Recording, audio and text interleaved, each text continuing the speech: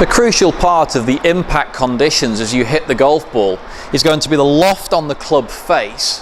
Now that can often be controlled as well by the angle of the shaft or the shaft lean.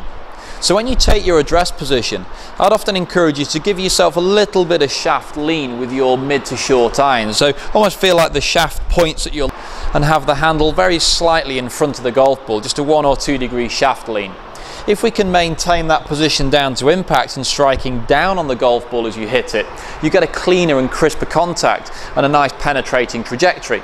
But you have to acknowledge that by having the handle in front of the club head, you are changing the loft.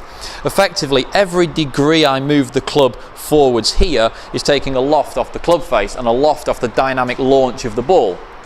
Now if I move this club 3 or 4 degrees forward, effectively I've turned my 7-iron into a 6-iron. And it wouldn't feel like a big adjustment to do that. I wouldn't necessarily need to move the ball back in my stance to achieve that either. I could just set my hands up here and then strike down with my hands well forwards, and I've hit my 7-iron almost like a 3-iron. I've had it a good sort of 15 degrees forwards and just buried it into the floor. Really useful shot when you're playing in the wind, but you don't necessarily want to be impacting everything like that. It changes your normal swing and normal rhythm, your normal ball flight a bit too much. So try and feel like if you do have your hands in front of the golf ball at impact, it's only by a couple of degrees, otherwise you're manipulating the club angle too much. As you move through to your hybrids and up to your woods, we don't really want to see the hands too far in front at all. Those clubs are designed to be hit more with a sweeping angle of attack and helping the ball into the air a little bit.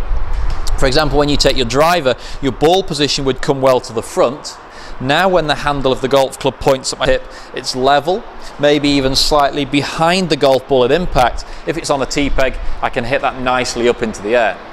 So when you're practicing, we want to see some really good consistent shaft angles throughout the setup and the impact position, because that will affect the height, flight and distance of your golf ball. And the one thing you really want to see with that height, flight and distance is consistency. Changing this too much will produce inconsistency out here. So work on good consistent shaft angles and your golf will improve.